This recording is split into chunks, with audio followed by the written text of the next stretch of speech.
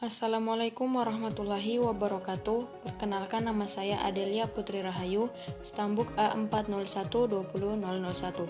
Kali ini saya akan membahas mengenai pendidikan Pancasila. Konsep pendidikan Pancasila. Nilai-nilai Pancasila merupakan nilai-nilai yang menjadi landasan atau pandangan dalam bertindak. Pendidikan Pancasila tidak hanya merupakan sebuah teori yang dipelajari dari tingkat sekolah dasar hingga ke perguruan tinggi saja, melainkan diperlukan pengamalannya pada kehidupan sehari-hari dalam bermasyarakat dan berbangsa. Pendidikan Pancasila diberikan karena adanya kesadaran akan perlunya pendidikan yang berkesinambungan mulai dari sekolah dasar sampai perguruan tinggi. Dalam pendidikan Pancasila, nilai-nilai Pancasila merupakan nilai-nilai yang menjadi landasan atau pandangan dalam bertindak. Menurut Undang-Undang Nomor 20 Tahun 2003 tentang Sistem Pendidikan Nasional yang dijematahkan dalam PP Nomor 19 Tahun 2005 tentang Standar Nasional Pendidikan, menetapkan kurikulum tingkat satuan perguruan tinggi wajib memuat mata kuliah pendidikan agama, pendidikan kewarganegaraan, dan bahasa Indonesia, serta bahasa Inggris. Pendidikan kewarganegaraan memuat pendidikan Pancasila sebagai landasan pengenalan mahasiswa terhadap ideologi negara. Pendidikan Pancasila dihidupkan karena adanya kesenjangan antara kata atau pengetahuan dan perbuatan atau tingkah laku. Nilai-nilai Pancasila harus ditegakkan dan dilaksanakan yang salah satunya oleh mahasiswa, karena mahasiswa mempunyai peran dan fungsi yang salah satunya adalah guardian of value atau penjaga nilai-nilai. Dalam keadaan pandemi COVID-19 seperti ini, nilai-nilai Pancasila harus tetap ditegakkan, terutama dalam melaksanakan kebijakan pemerintah dalam bidang pendidikan yang salah satunya adalah LFAH atau Learning from House. Kemerosotan penghayatan nilai-nilai Pancasila dapat disaksikan di semua bidang kehidupan, dari semua kelas sosial dan di hampir semua profesi. Fakta paling jelas adalah korupsi yang dilakukan di semua lini, mulai dari pejabat pemerintah maupun institusi pemerintah dan swasta. Kerusuhan dan sengketa berlatar belakang SARA, kekerasan dalam rumah tangga, kesenjangan ekonomi, ketakmampuan golongan rendah untuk masuk jenjang sekolah dasar hingga perguruan tinggi, berbagai macam dan tingkat kriminalitas, diskriminasi perempuan dan undang-undang serta peraturan daerah yang tidak sesuai dengan nilai-nilai Pancasila. Tujuan pendidikan Pancasila. Tujuan pendidikan Pancasila untuk memberikan pemahaman yang benar akan Pancasila agar subjek didik memiliki moral yang sesuai dengan nilai Pancasila. Moral itu terwujud dalam kehidupan sehari-hari. Terbagi menjadi dua Pancasila yang diajarkan, yaitu yuridis konstitusional dan objektif ilmiah. Yuridis konstitusional, Pancasila adalah dasar negara yang merupakan dasar dalam penyelenggaraan pemerintahan negara, dan objektif ilmiah. Tujuan penyelenggaraan pendidikan Pancasila di Indonesia. 1. Memperkuat Pancasila sebagai falsafah negara dan ideologi bangsa.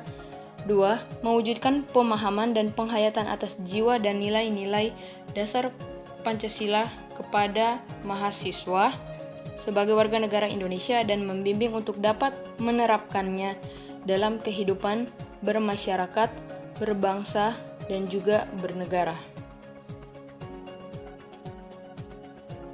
Yang ketiga, mempersiapkan mahasiswa agar mampu menganalisis dan mencari solusi terhadap berbagai persoalan kehidupan bermasyarakat, berbangsa, dan bernegara melalui sistem pemikiran yang berdasarkan nilai-nilai Pancasila dan Undang-Undang Dasar Negara Republik Indonesia tahun 1945. Keempat, membentuk sikap mental mahasiswa yang mampu mengapresiasi nilai-nilai ketuhanan, kemanusiaan, kecintaan pada tanah air, dan kesatuan bangsa, serta penguatan masyarakat madani yang demokratis, berkeadilan, dan bermartabat berlandaskan Pancasila. Sumber historis, sosiologis, dan politik pendidikan Pancasila di Indonesia.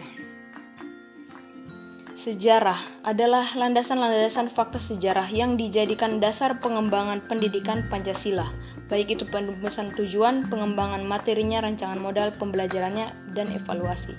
Sumber kedua yaitu sosiologis. Nilai-nilai Pancasila berasal dari kehidupan sosiologis masyarakat Indonesia, merujuk kepada penerimaan warga negara kepada sesuatu yang dibutuhkan secara ideologi, politik, ekonomi, dan sosial budaya. Politik digunakan agar kita mampu mendiagnosa dan mampu memformulasikan saran-saran tentang upaya atau usaha mewujudkan kehidupan politik yang ideal sesuai dengan nilai-nilai Pancasila itu sendiri.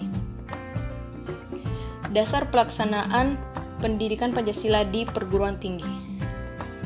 Surat Edaran Direktorat Jenderal Pendidikan Tinggi Nomor 914-E-T-2011 tertanggal 30 Juni 2011 ditentukan bahwa perguruan tinggi harus menyelenggarakan pendidikan Pancasila minimal 2 SKS atau dilaksanakan bersama mata kuliah pendidikan kewarganegaraan dengan nama Pendidikan Pancasila dan Kewarganegaraan PPKN dengan bobot minimal 3 SKS. Kedua, Undang-Undang Republik Indonesia Nomor 12 Tahun 2012 tentang pendidikan tinggi memuat penegasan tentang pentingnya dan ketentuan penyelenggaraan pendidikan Pancasila dalam pasal 2 dan pasal 35 ayat 3. Pengaruh terhadap permasalahan di Indonesia.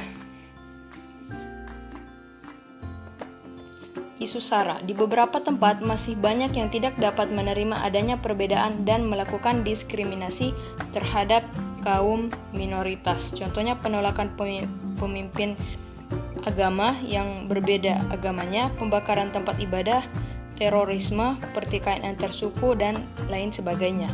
Kita sebagai bangsa Indonesia harus menyadari sebuah perbedaan dan menyamakan tujuan kehidupan berbangsa. Penerapan hukum yang lemah. Hukum di Indonesia masih belum sempurna pelaksanaannya atau tidak adil, yang lancip terhadap rakyat kecil, tumpul kepada masyarakat kelas atas.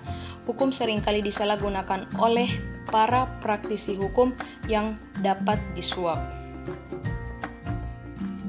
Korupsi menyebabkan kerugian negara yang amat besar yang menyengsarakan rakyat dan menimbulkan berbagai masalah sosial. Penanganan terhadap koruptor di Indonesia kurang tegas. Jika melihat tindakan yang diambil negara Arab Saudi dengan memberlakukan potong tangan ataupun Tiongkok yang menghukum mati koruptornya, di Indonesia tidak dapat dilakukan karena adanya HAM. Pengelolaan sumber daya yang buruk. Banyak dari kita sebagai masyarakat Indonesia, terutama generasi muda yang kurang menyadari potensi kekayaan alam, bahkan cenderung mengabaikan hal ini. Tidak hanya sumber daya alamnya saja, dengan banyaknya jumlah penduduk di Indonesia, seharusnya Indonesia tak perlu lagi memikirkan masalah sumber daya manusia lagi untuk mengelola negara. Akan tetapi, sebagian besar perusahaan justru memperkerjakan tenaga asing yang menyebabkan tingginya angka pengangguran di Indonesia. Karena itu, kita sebagai generasi muda terus meningkatkan kemampuan iptek agar kita tidak menjadi budak di tanah sendiri dan kita mampu mengolah sehingga bisa menikmati sumber daya negara kita sendiri. Relevansi dengan situasi saat ini.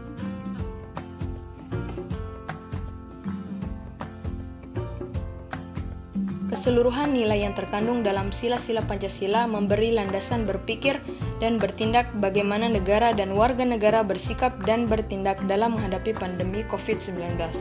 Dalam keadaan saat ini, suatu bangsa dituntut untuk menunjukkan nilai-nilai terbaik dari ideologi kebangsaan untuk dapat mengatasi tantangan pandemi COVID-19.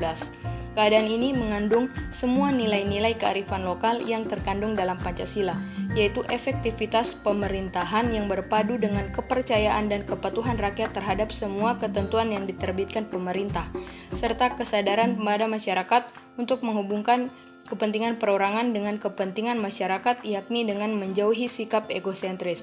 Negara yang berhasil keluar dari pandemi COVID-19 adalah negara yang memiliki persatuan dan kesatuan serta solidaritas yang kuat. Kemudian yang terakhir yaitu globalisasi. Peran Pancasila tentulah sangat penting untuk tetap menjaga eksistensi kepribadian bangsa Indonesia. Karena dengan adanya globalisasi, batasan-batasan di antara negara seakan tak terlihat sehingga berbagai kebudayaan asing dapat masuk dengan mudah ke masyarakat. Sekian, wassalamualaikum warahmatullahi wabarakatuh.